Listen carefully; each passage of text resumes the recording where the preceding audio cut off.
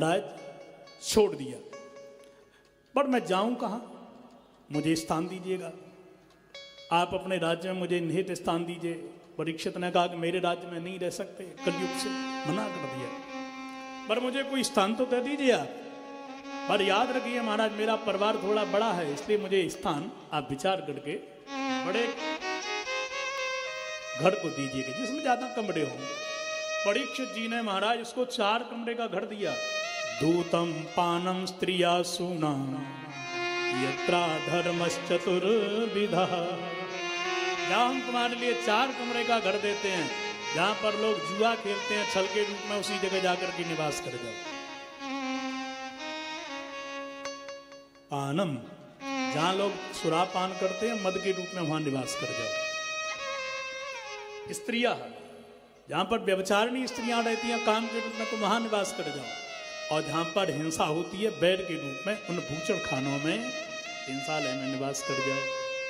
कलयुग ने कहा कि महाराज ये सब निंदनीय है, संत विद्वान इनकी निंदा करते हैं इन स्थानों की। घर कितना भी बेकार हो और बैठक ऑफिस जो बढ़िया होती है, तो लोग कहते हैं वाह ठाकुर साहब के भी ठाट बाट देखो भैया, हाथ कटा हो, पैर कटा हो, पेट पिचका हो, पर चेहरा गोलमोल हो, तो क्या कहना है, बोलो राधे राधे। इसलिए महाराज एक बैठका तो बढ़िया होना चाहिए। 1 कमरा का मुझे मेरे कहने से स्थान दीजिए ना। पुनश्च याचमानाय जात रूपम आदात प्रभु। मेरे कहने से आप मुझे 5वां स्थान दीजिएगा, जात रूपम मन सोना दे दीजिए मुझे। परीक्षित ने बिना सोचे कह दिया तथास्तु, जाओ दिया। सज्जनों, मैं जो कह रहा था ना, युधिष्ठिर जी ने कहा कि तिजोरी कभी खोलना मत जीवन में, भूल करके भी। यह तिजोरी आज खुल गई और तिजोरी खुली, उसमें जरासंध एक लुटे राजा हुआ करता था। उन दिनों में छोटे छोटे राजाओं को लूट करके बाने बहुरत्नीय एक मुकुट बनवाया था, जरासंध पहनता था। और जरासंध को मार के भीम उसको ले आए थे, सहदेव को नहीं दिया था, उसके बेटा के लिए। युधिष्ठिर जी ने कहा तूने ये क्या कर दिया, इस पे अधिकार उसके पुत्र का है और बेईमानी से यह मुकुट बनवाया गया, इसलिए भीम इसको तुम लौटा के आओ। भीम ने कहा पिटे हम 28 दिन, मुकुट नहीं लौटाएंगे चाहे कुछ भी हो जाए। युधिष्ठिर जी ने विचार किया कि ये हमारा भाई है, एक फूट गया तो काम बिगड़ जाएगा, तो भाषा को बदल दिया। बोले अच्छा तुम लौटाएगा नहीं, कोई बात नहीं, पर मैं राजा बना हूं आज, यज्ञ हो रही है राज, मुझे कुछ देगा कि नहीं देगा? बोले तुम प्राण भी मांगोगे बड़े भाई को दूंगा। बोलो क्या चाहते हो? बोले यह मुकुट मुझे दे दे। तो भीम ने कहा कि ले लो। उसी मुकुट को बंद करवाया इस तिजोरी में, जो लॉक ऐसा लगाया कि खुले नहीं कभी। अन्याय का पैसा जब आता है तो पूरे कुल को वो बर्बाद कर देता है। आज परीक्षित ने इस तिजोरी को तोड़ा और बहुत मूल रत्न जड़ित जब मुकुट को देखा, सिर पर धारण करके गए थे। बेईमानी का सोना इसमें जड़ा था, इसलिए ईमानदारी से सोना कमाओगे उसमें भगवान का वास है, बेईमानी से कमाओगे उसमें कलयुग का वास है। तो माथे पर था, कलयुग जाकर के विराजमान तुरंत हो गया। फलस्वरूप परिणाम ये हुआ सज्जनों, ये राजा परीक्षित जब लौट करके गए और मुकुट उतारा, तब याद आई हे भगवान ये मैंने क्या कर दिया। गौरमुख नाम का चेला जाएगा, ये तो प्रायश्चित की अग्नि में जल रहे थे। ये मैंने जो वचन दिया वो ठीक नहीं किया। एक दिन उसी मुकुट को पहन करके राजा चल पड़े आखेट के लिए, और जब मुकुट पहन करके गए महाराज, तो प्यास लग रही थी, गर्मी की बेला थी। समीक महात्मा के आश्रम में पहुंच गए, कौशिकी नदी के किनारे। बाबा दंडौत पानी पिलाओ, बाबा जी की समाधि लगी थी। अरे बाबा पानी पिलाओ। और जो प्यासे को पानी पिला नहीं सकता, उसको प्रणाम करने से क्या मतलब, उसके गले में माला डालने से क्या मतलब, मरा हुआ सांप ही लेके डाल दिया। और लौट के गए, मुकुट उतार करके रखा, तब बहुत दुखित तो हुए, बहुत प्रायश्चित कर रहे थे। पर छोटे छोटे बालकों ने कौशिकी नदी में नहाने वाले समीक महात्मा के बालक जो श्रृंगी ऋषि हैं, उन्हीं से जाकर के बता दिया। और इतना सुनकर के महाराज श्रृंगी ऋषि ने अपने हाथ में जल लिया और जल लेकर के साफ देने के लिए तैयार हो गए। इति लंघित मर्यादम तक्षका सप्तमे हनि दक्षति स्म कुलांगारं नोदितो मे ततद्रुहं नोदितो मे ततद्रुहं। मैं समीक नंदन श्रृंगी उस राजा परीक्षित को साप देता हूं जिसने मेरे पिता के गले में मरा हुआ सांप डाला है। 7वें दिन वही तक्षक इसको डसेगा और राजा मरेगा। बाघ वज्र विष सर्जा। श्रृंगी जब दौड़ करके पहुंचे रोने लगे। महात्मा जी की समाधि खुल गई। अब क्यों खुल गई? जब राजा पानी मांग रहा था तब क्यों नहीं खुली? बोले उस समय भगवान महात्मा जी के हृदय में बैठ करके आनंद के झूला झूल रहे थे। पर भगवान ने जब ये सुना कि सांप लग गया, हे भगवान जिस बालक की रक्षा मैंने निंदनीय गर्भ में प्रवेश करके करी, क्योंकि इस समय बाण से प्रहार हुआ तो मैंने भी शस्त्र से रक्षा करी, अब वाणी से प्रहार हुआ है, अब क्या होगा? भगवान घबरा गए, हृदय छोड़ के भाग गए। इसलिए समाधि अब खुल गई।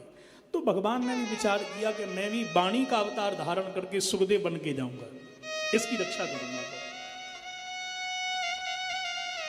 और महाराज जब महात्मा जी की समाधि खुली तब पूछा, बेटा क्यों रो रहे हो? बोले पिताजी आपके गले में मरा हुआ है सांप। तो बेटा ये तो मरा हुआ है। पिताजी आपको डर नहीं लग रहा हो? नारे लाला, पर मैंने तो उस पांडव वंशी राजा परीक्षित को सांप दे तीनों हैं। तब महात्मा जी बड़े दुखी हुए, गौरमुख नाम के चेला को भेजा और कहा कि राजन तुमको सांप लग गया, अब अपनी अंतिम लीला को संभालो। और सज्जनों राजा परीक्षित ने तत्क्षण जन्मेजय को बुला करके गद्दी का उत्तराधिकारी बना दिया। एक क्षण नहीं लगा। इसलिए मृत्यु उसकी होती है जो चिपका हुआ है, जिसने त्याग सीख लिया उसकी मृत्यु नहीं होती है। इसलिए महात्मा शरीर छोड़ते हैं तो उत्सव मनाते हैं, और ग्रस्त मरते हैं तो लोग रोते हैं, उनके आंसू तक लगता है। ठीक है ना? अच्छा एक बात बताओ, मृत्यु से डर लगता है हमको क्या? कहते हैं सो तो मत ते गई हो गए, होता है ना? तो सोने से डर किसी को नहीं लगता, मरने से क्यों लगता है? सत्यता यह है कि मरने से डर नहीं है, डर है छूटने का। जब हम सोने जा रहे हैं तो हमको ज्ञान है कि यही पत्नी जागने पर मिलेगी, यही घर, यही परिवार, सब कुछ वैसा ही मिलेगा। और जब हम मरने जा रहे हैं तो ये कुछ नहीं मिलेगा। तो डर किसका है? छूटने का। संत पहले ही सब छोड़ करके बैठे हैं तो उनको मरने से डर है ही नहीं, और ग्रस्त सब कुछ पकड़ के बैठे, इसलिए मरने का डर है।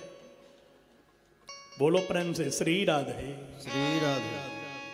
पहुंच गए सीधे जाकर के राजा परीक्षित सर्वस्व त्याग करके गंगा के किनारे सुखताल में।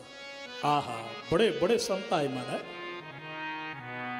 यहाँ पर भृगु हैं, वशिष्ठ हैं, मेधातिथि हैं, देवल हैं, परशुराम हैं, व्यास जी भी आए देखो, और पराशर जी भी आए हैं। राजा खड़े होकर के बोला, वाह मैं तो जानता था कि मुझे सांप लगा, ये तो मुझे वरदान मिल गया।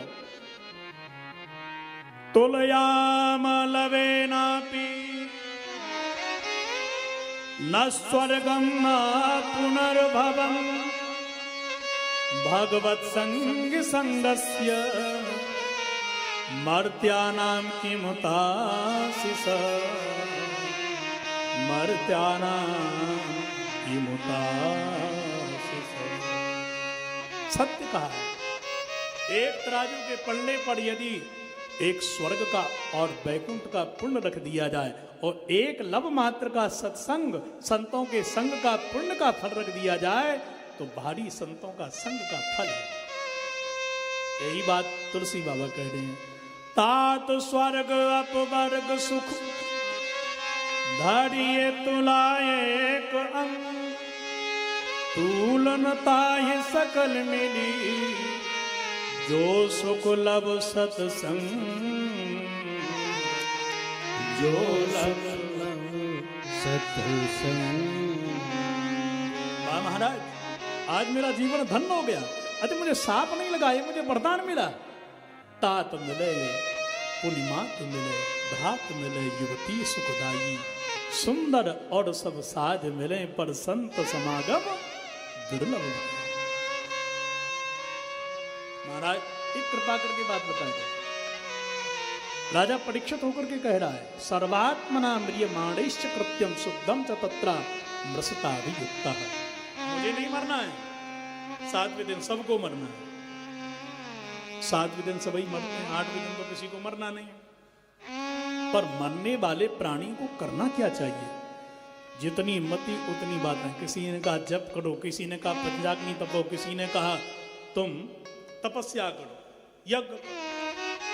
आहा, भगवान की कृपा देखो कि इतने में ही सामने से परम वीतराग संत शिरोमणि शुकाचार्य जी, यह देखा जाए यहाँ तो श्री व्यास जी लिख रहे हैं, तत्रा भवदु भगवान व्यास पुत्रो यद्रक्षया गामटमानो नपेक्ष अलक्ष्य लिंगो निज लाभ तुष्टो व्रतश्च बालहि अवधूत देश। तत्र अभवत, भूसप्तान धातु का तो प्रयोग हो रहा है कि प्रकट हुए। आदमी धातु का यहाँ प्रयोग नहीं है, माने प्रकट हुए हैं सुखदेव जी महाराज। और प्रकट तो भगवान ही होते हैं। बोलो राधे राधे राधे राधे। भगवान व्यास पुत्र, ये व्यास पुत्र हैं, द्वैपायन पुत्र हैं। और अलक्ष्य लिंगो, इनकी कोई लिंग का इनको भेद ही नहीं। और अनपेक्ष है, अवधूत वेश है, अलकावली जिनकी सुंदर, घुंडाले बाल जिनके हैं, कौपीन पहने हुए हैं। ऐसे श्री सुखदेव जी महाराज का आगमन हुआ। स्त्री और बालक पीछे पीछे, जो जानते नहीं वो आ रहे थे। सुखदेव जी ने पहचान लिया, सिंहासन लगा दिया और प्रणाम करके पूजन करके महाराज प्रश्नों की छड़ी लगा दी।